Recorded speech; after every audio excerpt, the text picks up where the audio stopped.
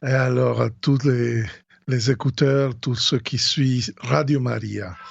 Alors, nous sommes vraiment aux portes de l'année nouveau.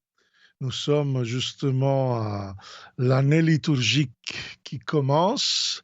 Et alors, aujourd'hui, dans notre itinéraire de vie chrétienne, de marche avec Jésus, on peut dire, pas à pas, en suivant ses pas, en suivant sa parole, nous entendrons justement ce cri de consolation, l'espérance chrétienne ne déçoit pas.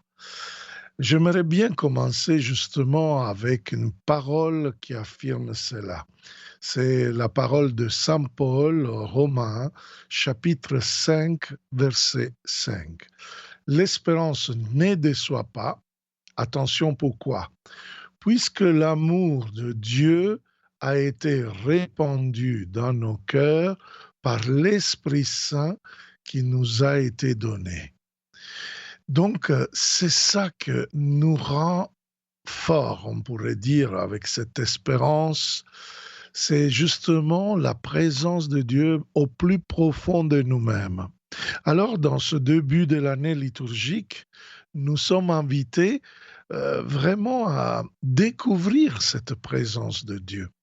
Alors, l'espérance a besoin justement de pouvoir se recueillir, écouter la voix du Seigneur, du Maître, et pouvoir entendre bien ces mots, entendre bien qu'est-ce que nous suggère pour notre vie.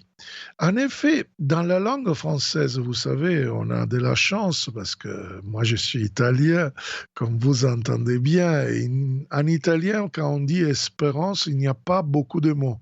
Il y a un mot seul. Mais en France, nous faisons distinction entre espoir et espérance. Ce sont deux manières différentes d'attendre. Alors, on rentre dans la période de l'Avent. Bien sûr, on attend la fête du Noël, mais ce n'est pas que ça. Surtout au début, on va attendre la venue en gloire de Jésus, sa, sa manifestation. Or, quelle est la différence entre espoir et espérance? L'espoir est le fait d'attendre et désirer quelque chose de meilleur. C'est une vision humaine pour soi et pour les autres. Il peut être considéré une émotion, une passion. Bon. L'espérance est une confiance pure, désintéressée en quelque chose qui doit se manifester. Donc, pour nous les chrétiens, c'est une des trois vertus théologales que les catéchumènes ils commencent à exercer déjà avant le baptême, mais avec le baptême, ils vont commencer à l'exercer.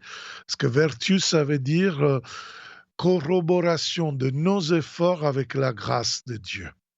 Donc, si vous voulez, je prends une citation de l'espérance dans le catéchisme de l'Église catholique pour bien définir qu'est-ce que c'est l'espérance. L'espérance est la vertu théologale, donc ça permet de connaître la volonté de Dieu, ça permet d'exercer ce que Dieu veut pour nous. Donc vertu théologale par laquelle nous désirons comme notre bonheur le royaume des cieux. Vous voyez, c'est différent de l'espoir que, alors l'espoir humain, il va vouloir résoudre, réaliser sa personne, ses finances, et c'est bien. Mais l'espérance a quelque chose de davantage. Il nous met justement dans un élan plutôt spirituel et il nous fait rentrer comme le véritable bonheur le royaume des cieux. Donc, il n'a pas peur de la mort, il n'a pas peur de tous les obstacles, des souffrances. Je dirais avec une expression que j'aime beaucoup, j'accepte une petite souffrance parce que j'ai les yeux tournés en gamme majeure à long terme. C'est le royaume des cieux. Je continue avec le catéchisme de l'Église catholique, 1817.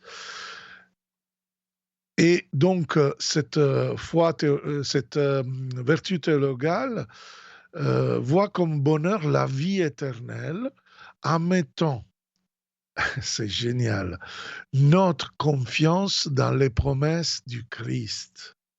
C'est vraiment quelque chose de fondamental, frères et sœurs, parce que les promesses du Christ sont vraies, sont la vérité. Donc, nous ne sommes pas appelés à avoir la vérité, à savoir la vérité, mais les accueillir et mettre notre confiance, foi vont ensemble, hein. Espérance et foi vont ensemble avec l'autre vertu théologale qui est la charité. On va le voir tout de suite après. Donc, continuons.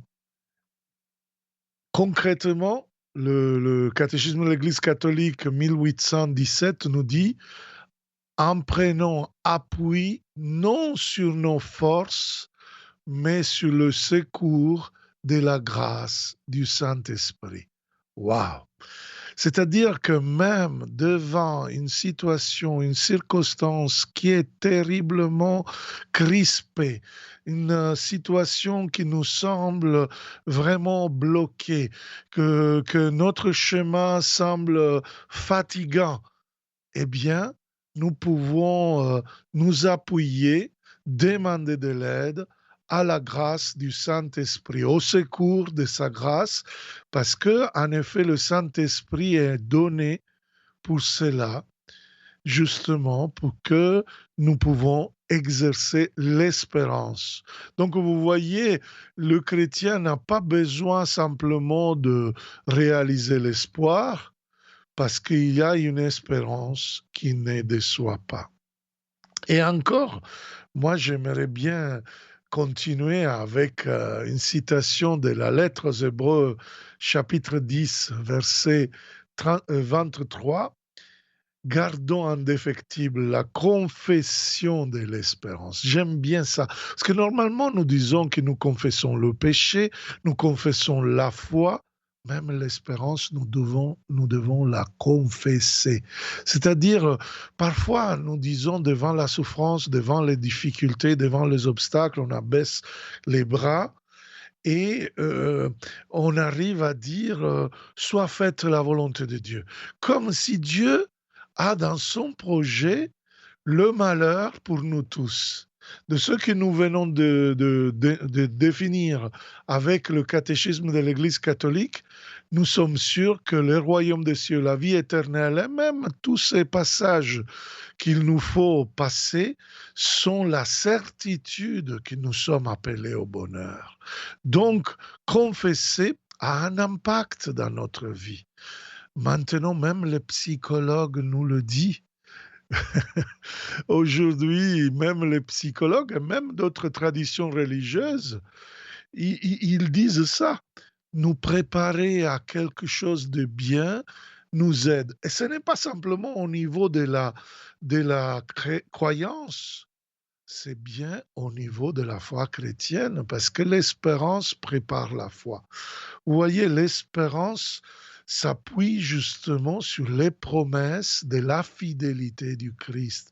Le Christ est fidèle à ses promesses. Et combien de témoignages peut-être on a sur la fidélité du Christ, sur le fait que le Christ, dans ses promesses, est fidèle. Encore une autre parole. C'est encore Saint Paul à Tite, au 3e chapitre, versets 6 et 7. Justifiés par la grâce du Christ, nous obtenions en l'espérance l'héritage de la vie éternelle. L'espérance, c'est justement la voie préférée pour arriver à cet héritage de la vie éternelle. On ne peut pas rentrer dans la vie éternelle si à un certain moment, comme chrétiens, nous disons, bah, je ne sais pas qu'est-ce qu'il y a après la mort. Je ne sais pas qu'est-ce qui va se passer. Ah, il y a beaucoup qui annoncent de catastrophes. il y a beaucoup qui annoncent avec je ne suis pas un expert de révélations privées, mais parfois il y a quelqu'un dans la peur qui me dit, ah, j'ai lu cette interprétation, etc. Je suis pris de peur. Attention, la peur, c'est exactement le contraire de la vertu théologale de l'espérance. C'est justement ce que veut le diable.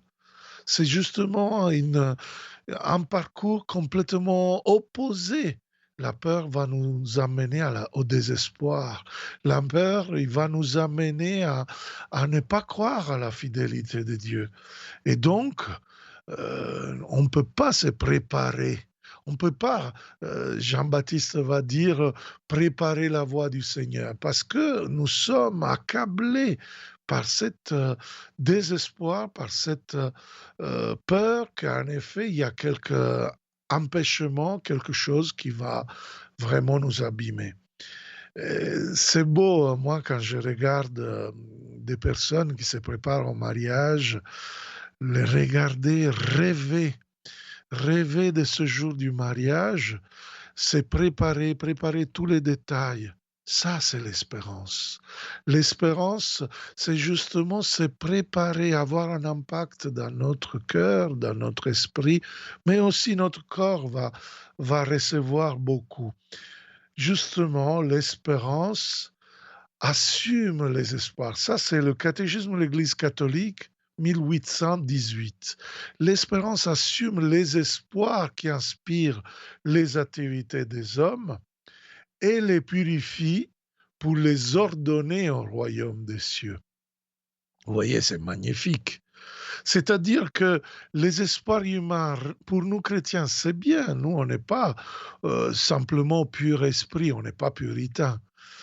Mais l'espérance purifie un peu parfois certains espoirs. Moi, je pourrais avoir le besoin d'une Ferrari, mais c'est ça, ce n'est pas une bonne espérance parce qu'une Ferrari n'est pas pour toujours. L'espérance purifie ses espoirs en nous mettant dans quelque chose qui, je pourrais dire, presque du béton, quelque chose qui durera à jamais. Donc, vous voyez, qu'est-ce que nous dit le catéchisme? C'est vraiment de nous ordonner au royaume des cieux. Elle protège du découragement parce que quand tu as un espoir humain et tu n'arrives pas, je vois par exemple des personnes qui parfois me confient, Père, mon mariage est mal fini, etc. Mon espérance était déçue. Non, ce n'est pas ton espérance qui est déçue. C'est simplement ton histoire qui a eu beaucoup de souffrances, beaucoup d'empêchements, mais laisse-toi attirer par l'espérance dans ce qui est véritablement l'appel au bonheur. Lève-toi de ce découragement, parce que dans l'espérance, tu peux avoir le soutien. Et l'espérance soutient, dit le catéchisme, de tout délaissement. Parfois, dans la vie, on peut baisser les bras devant beaucoup d'histoires. Alors, on a besoin de dilater notre cœur. Aujourd'hui, les psychologues, ils parlent de sortir de la zone du confort. Et oui, c'est vrai que le confort peut avoir un frottement quand tu sors de ce que tu es habitué, de ce que tu aimerais bien. Et Dieu t'appelle peut-être à l'art de recommencer, à l'art d'élargir ta vision de la vie, de rentrer vraiment dans sa vision à lui. Donc, il te dilate le cœur, le catéchisme de l'Église catholique en 1818, l'espérance protège du découragement, elle soutient tout délassement, elle dilate le cœur. C'est magnifique. Dans l'attente de la béatitude éternelle, je vous donne cette bonne nouvelle si ce n'est pas clair dans votre vie, frères et sœurs. Vraiment, on est appelé au bonheur. On est appelé à la béatitude. Et parfois, je vois dans beaucoup de personnes qui désirent la guérison, qui désirent beaucoup de grâce, beaucoup de changements. Parfois, on doit passer même par la mort, même par des souffrances, parce qu'ils sont la voie directe, la voie que nous devons traverser pour arriver avec l'espérance justement à la béatitude. L'élan de l'espérance, dit le catéchisme, préserve de l'égoïsme.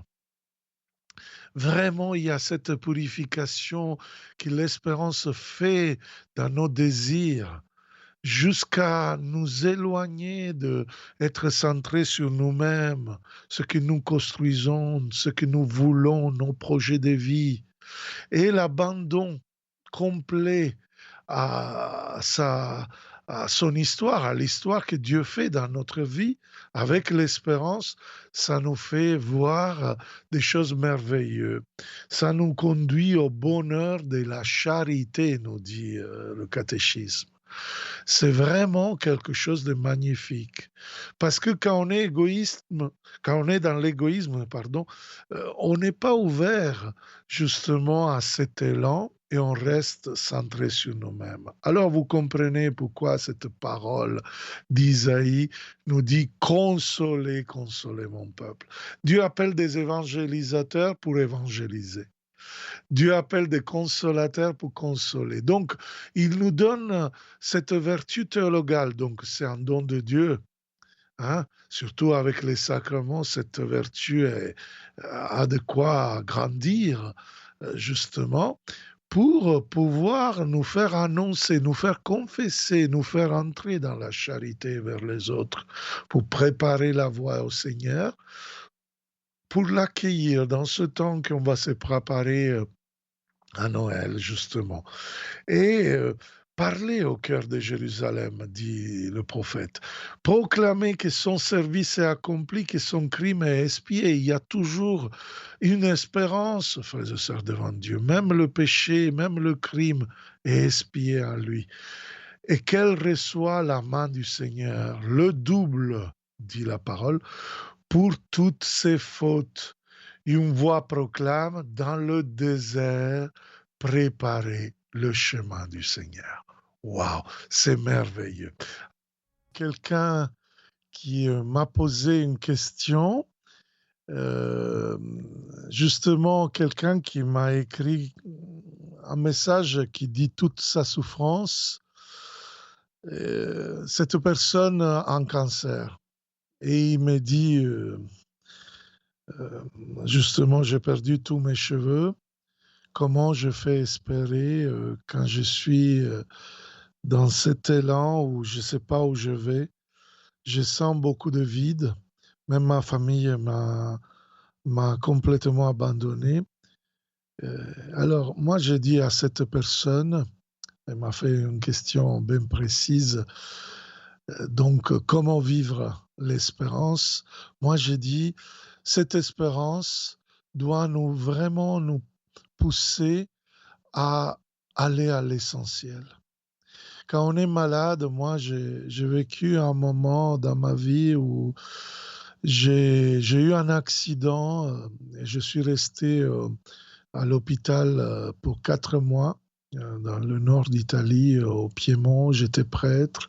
J'étais opéré le jour avant de Noël. Et je vous assure, je me suis réveillé de l'opération l'après-midi du jour de Noël.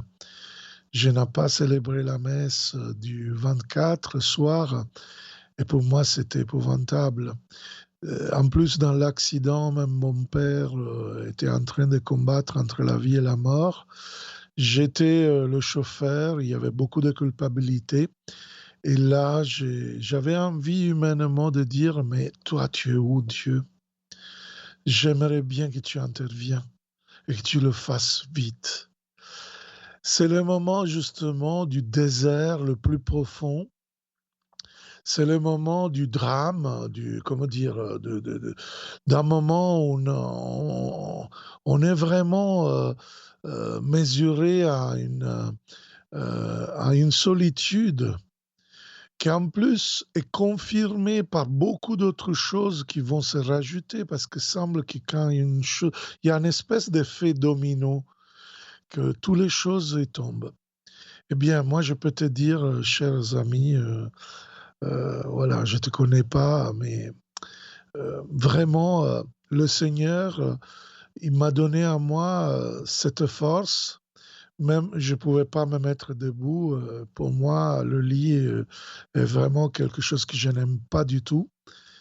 Et j'étais au lit et je voulais célébrer la messe, justement le jour de Noël. Donc, dans l'état où j'étais, sans pouvoir mettre l'aube, le parament, j'ai mis simplement une étole. J'ai fait la messe couchée. Il n'y avait pas grand monde à côté de moi. Il y avait même des personnes qui m'ont un peu, se sont mis à rigoler parce que je faisais la messe en tel état. Et pourtant, là, à certains moments, quand je prends la communion, je suis éclaté en larmes parce que humainement, c'était trop lourd à porter. Mais dans ces larmes, il y avait comme une purification, comme quelque chose qui, à moi, me faisait dire que Dieu était là. C'était pas simplement la foi que je crois dans l'Eucharistie, vous voyez, c'était quelque chose de beaucoup plus profond qui allait même se transformer en émotion. C'est-à-dire, j'avais l'espérance que quelque chose allait vraiment changer dans ma vie. Bon, mon père s'est repris. Maintenant, je marche. Bon, j'ai quelques petits problèmes de santé de temps en temps, mais tout normal. Mais j'ai compris vraiment la valeur de l'espérance, qui c'est quelque chose de se mettre vraiment en Dieu. C'est quand nous n'avons pas le contrôle de nos situations, de nos instances, de nos souhaits, que là, le bon Dieu peut se révéler. Là, le bon Dieu peut vraiment arriver à se manifester, arriver à donner vraiment de grandes grâces, de consolations profondes. Et comme dit Pape François, il y a quelques années, le Pape François avait fait toute une série de catéchèses sur l'espérance. Le Pape disait, ça ne suffit pas simplement ne pas perdre l'espérance. Il faut vraiment pousser l'espérance à croire. C'est pendant tout. En effet, espérance et foi vont ensemble. C'est-à-dire, moi, je crois que Dieu est là. Et je transforme la peur en foi. Voilà, cette vertu que, en effet, comme un enfant, qui est vraiment, il croit à ce papa ou cette maman qui le rassure dans une nuit épouvantable. Alors, on va prier pour toi, on va demander au bon Dieu de t'aider et d'aider tous les malades qui sont à l'écoute, surtout ceux qui, dans ce moment de pandémie, parfois, ils se sentent bien dans le besoin d'une intervention de Dieu. Et peut-être J'ai aussi, vu, pardonnez-moi mon père, peut-être aussi pour cette personne qui, par SMS, voudrait vous poser une question qui est assez rude, mais bon, vous avez commencé à y répondre, mais je vous la pose telle que je l'ai reçue. Elle nous dit, je viens d'assister à un enterrement d'une personne non chrétienne, qui n'a pas souhaité de cérémonie religieuse. Qu'en est-il de son espérance? voilà, c'est très beau cette question. Déjà, je vous répète ce que je viens d'annoncer parce que sinon, on ne le comprend pas. L'espérance ne déçoit pas. Est-ce que Dieu, c'est un juge qui va pointer le doigt contre quelqu'un qui, pour des raisons X, parce qu'on n'est pas dans le cœur de quelqu'un, ne peut pas rentrer dans le paradis simplement pour les lois humaines? Moi, je peux vous dire, le pape François, une fois, à une question d'un enfant qui pleurait, il disait quelque chose de très intéressant. Cet enfant avait vu la mort de son père et son père qui n'avait pas pris la décision de se confesser avant la mort. Cet enfant, il pleurait, mais mon papa peut aller au paradis et le pape lui disait, moi je le crois. C'était le pape. Moi, comme le pape, moi, je ne peux pas fermer, arrêter l'espérance dans un Dieu d'amour, justement, qui était répandu. Attention, l'Esprit Saint est répandu à la croix du Christ. Ce n'est pas simplement dans ceux qui vont dire, OK, je crois, je demande le baptême, je commence. Le Christ est un mystère. Le Christ a le désir de sauver qui veut. On ne sait pas qu'est-ce qui s'est passé dans sa vie.